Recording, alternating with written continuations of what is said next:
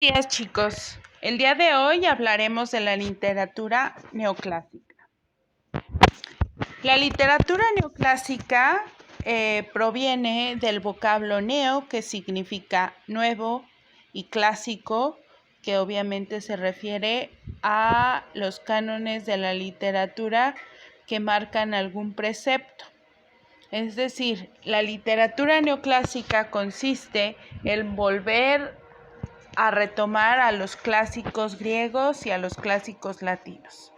La diferencia que vamos a nosotros a observar entre este tipo de literatura y la literatura del Renacimiento va a consistir en que la literatura neoclásica va a retomar a los literatos griegos y latinos, pero de una manera ordenada, de una manera equilibrada y de una manera armoniosa. A diferencia de, por ejemplo, lo que hizo el Renacimiento, que pues si bien volvió a retomar a estos autores tan importantes, no lo hizo de esa manera. Vamos a empezar hablando del contexto histórico. Este movimiento se da en el siglo XVII, específicamente en Francia, ¿sí? Y van a suceder varios sucesos históricos que van a dar inicio a esta nueva corriente, ¿sí? que va a dar inicio a los famosos ismos, es decir, a partir de esta época las corrientes van a terminar con el sufijo ismo. Neoclasicismo, romanticismo, realismo, modernismo, vanguardismo, etc. La palabra ismo significa doctrina o movimiento. Este movimiento se va a dar, como he dicho, en Francia en el siglo XVII, en una época en donde va a haber otros movimientos ideológicos, como por ejemplo la Revolución Industrial, en donde se va a dar la sustitución de la mano de obra por la máquina, con la finalidad de aumentar la producción y disminuir los costos. Esto va a traer como consecuencia la llegada de la tecnología y por ende de nuevas ideas más revolucionarias, más tecnológicas. Otra corriente, pero ahora filosófica, que va a llegar de la mano del filósofo René Descartes o René Descartes, como lo conocemos, es el racionalismo. El racionalismo propugna que la razón es lo más importante, que la razón es el centro de todo. Ya lo decía René Descartes, ¿sí? Pienso, luego existo, o pienso, por lo tanto existo. Esto va a poner al hombre como un ser pensante, ¿sí? Y a la razón como lo más importante. Durante esta época se va a volver a hablar del absolutismo, que ya habíamos retomado en el barroco, en el cual hay un monarca, en el cual están todos los poderes. Pero a diferencia del absolutismo que vamos a ver en la época barroca, en el despotismo ilustrado, vamos a ver que el monarca, ¿sí?, va a buscar el bienestar de su pueblo en cuestión educativa, en cuestión social, ¿sí?, pero sin pedir su opinión. Por eso va a ser muy importante la frase en esta época que dice: todo para el pueblo, pero obviamente sin el pueblo. Otro movimiento, otra situación histórica bastante importante va a ser la enciclopedia. La enciclopedia va a ser un conjunto de textos que van a ser los llamados enciclopedistas: Diderot, de D'Alembert, Voltaire, Montesquieu, Rousseau, ¿sí? En los cuales van a escribir a manera de ensayos su pensamiento, ¿sí? A manera de reflexión, en donde van a hacer una crítica a la sociedad, una crítica al sistema social, ¿sí? Una crítica al sistema político. Esto lo hacían a través de los periódicos o a través de los folletines que empezaron a surgir durante esta época.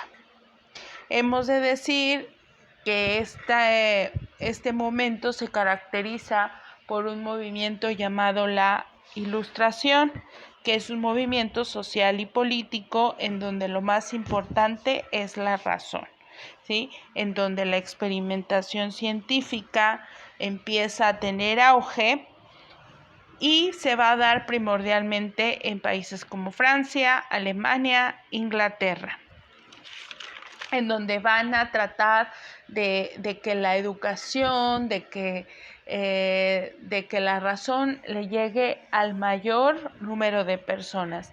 A este siglo se le conoce como el siglo de las luces porque se va a hablar del poder iluminador de las ciencias.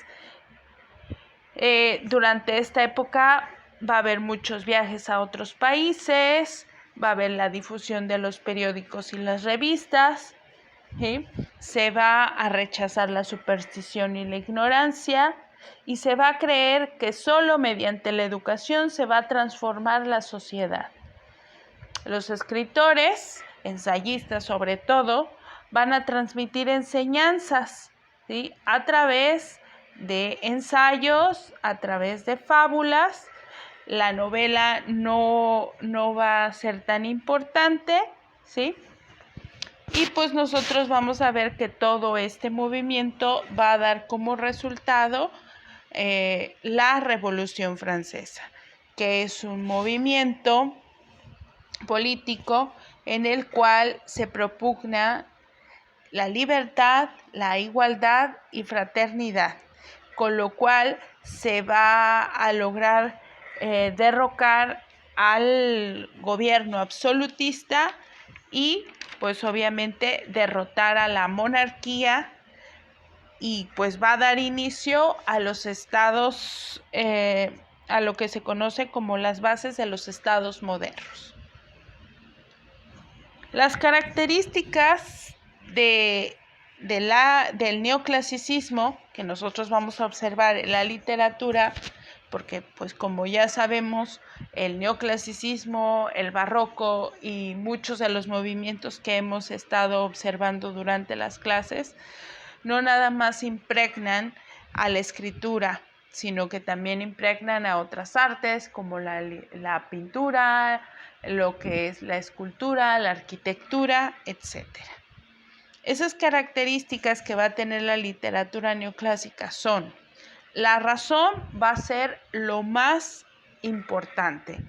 Por eso los escritores, cuando por ejemplo manejan a sus personajes, ¿sí?, van a estar guiados por la razón. Sus acciones van a ser resultados de la razón, no de los sentimientos. Los sentimientos aquí no importan.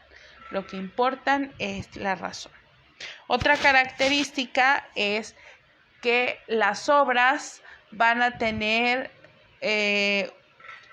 principalmente una finalidad didáctica, es decir, que van a servir para enseñar, porque de lo que se trataba era de adoctrinar a la sociedad, de enseñarla, de alfabetizarla, ¿sí?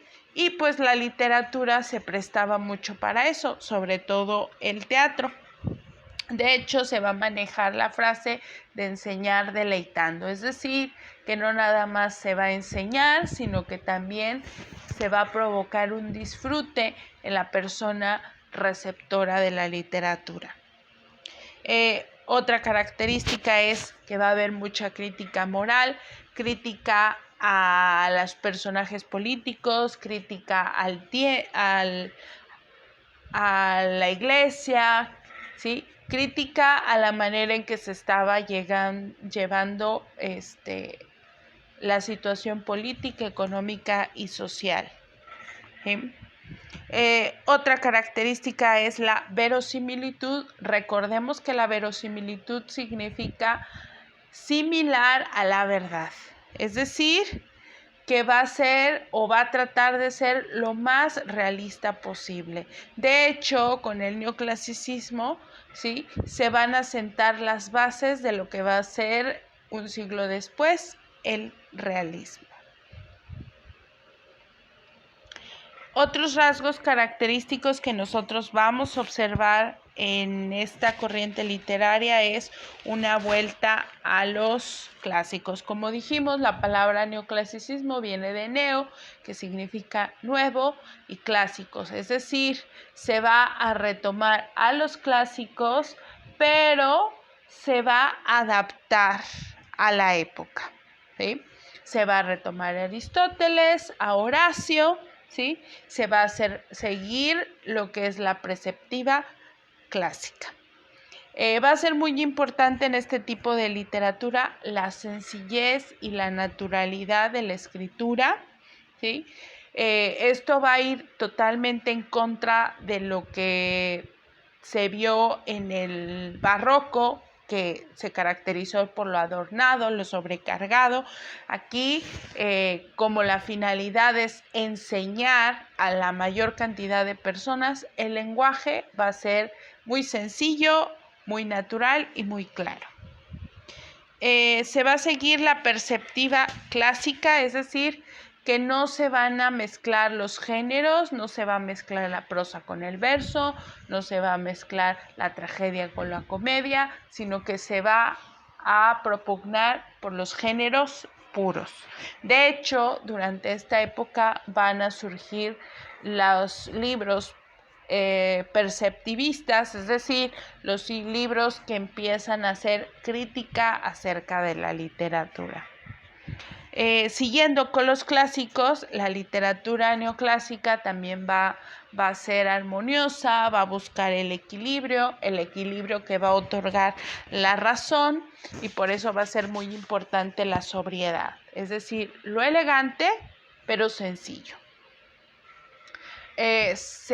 Siguiendo a los barrocos, pues se va a seguir hablando de temas mitológicos, ¿sí?, de dioses, de héroes, pero a diferencia del barroco, ya no va a tratarse de estos temas de manera fantasiosa, de manera imaginativa, ¿sí?, porque este movimiento, como lo dijimos, propugna todo por la razón es lo más importante, y pues todo aquello que no era explicado a través de la razón, pues era rechazado.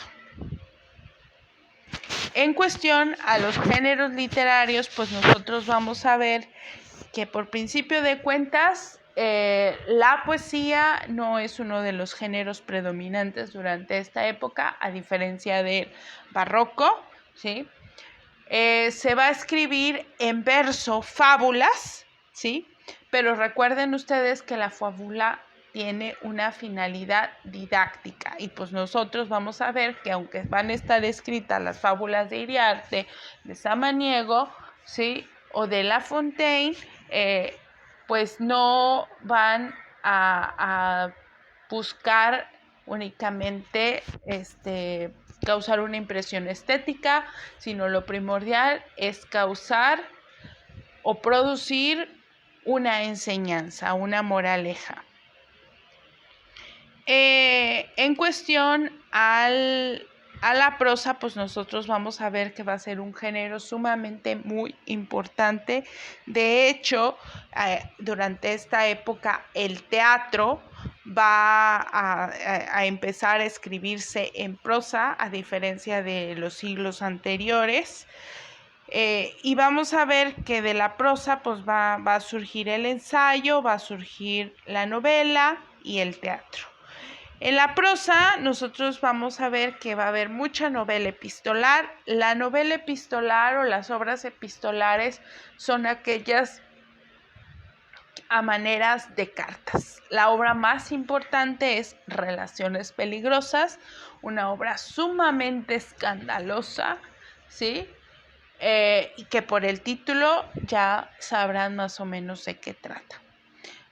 Otra es el relato biográfico, es decir, las obras que hablan acerca de la vida de personajes importantes, el cuento filosófico también. En cuestión a la novela, pues la novela no va a ser un género predominante, pero pues va a haber dos tipos de novelas muy importantes, la novela pastoril y la novela anacreóntica, que anacreóntica se le llama así por uno de los escritores romanos más importantes, que es Anacreonte, en donde la temática principal son los pastores, la naturaleza, ¿sí?, la añoranza por la vida del campo.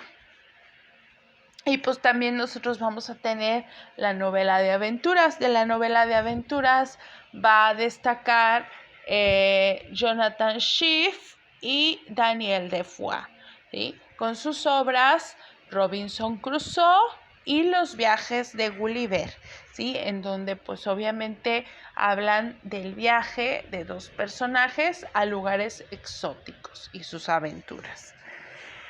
En cuestión a ensayo, como ya dijimos, va a surgir un movimiento de pensadores críticos, los cuales van a empezar a escribir acerca de la sociedad, ¿sí?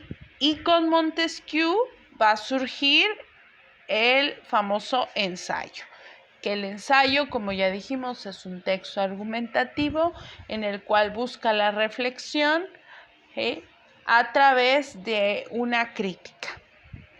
En cuestión al teatro, se va a buscar que se respeten las 3 unidades básicas, que estas unidades básicas son la acción, el tiempo y obviamente lo que es el espacio. En cuestión a autores y obras, pues vamos a tener a varios escritores muy importantes, pues entre ellos vamos a tener al escritor llamado Montesquieu. Montesquieu escribe varias obras, entre ellas El espíritu de las leyes, pero la obra más importante por las que destaca son las cartas persas. Él va a crear la novela epistolar, que como ya lo dijimos es una novela que se da a partir de cartas, es una novela filosófica en la cual se va a representar en esta obra de las cartas persas el mundo oriental como perfecto virtuoso frente al mundo occidental. En esta obra las ideas de libertad, felicidad y virtud son muy importantes. Él maneja la ironía disfrazada de ingenuidad y pues su protagonista es un viajero oriental que dura 9 años en ese viaje.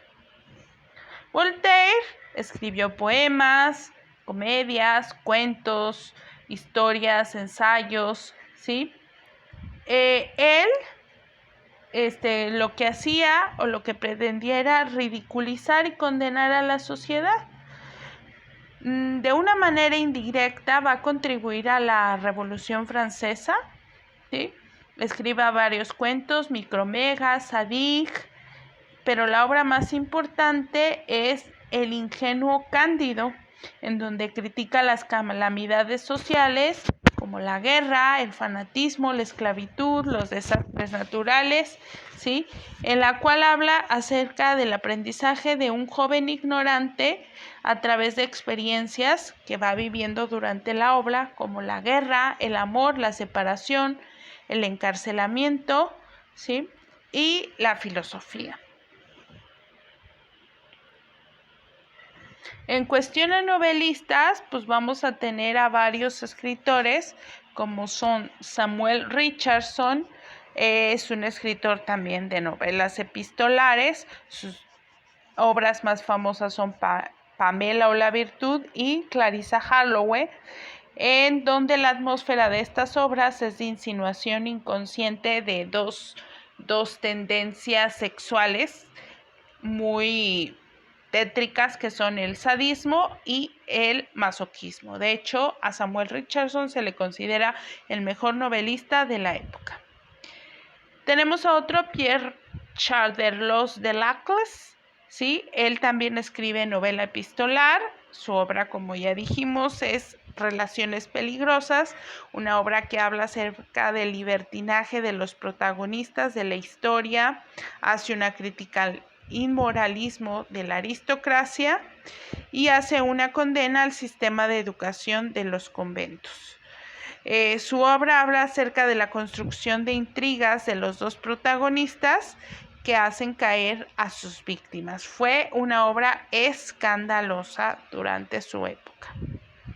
Jonathan Swift hace la obra Los viajes de Gulliver, en la cual es un relato imaginativo que hace una parodia del fracaso humano. Muchos lo consideran dentro de la literatura infantil y de hecho hasta se han hecho caricaturas en donde habla acerca de las aventuras de Lemuel Gulliver. En esa hace referencia a su viaje a 4 lugares, en donde hace sátira de las debilidades de la naturaleza humana y de la sociedad británica. Hace una crítica acérrima a la humanidad despreciable. Y por último, Daniel Defoe, que es el iniciador de la novela realista británica, ¿sí? Daniel Defoe hace esta obra que se llama Robinson Crusoe, en donde con un estilo realista y sencillo se inspira en una historia verídica de una persona que se quedó varada en una isla desierta por mucho tiempo y que lo va a convertir en un relato de aventuras que en realidad es una alegoría del hombre contra la naturaleza.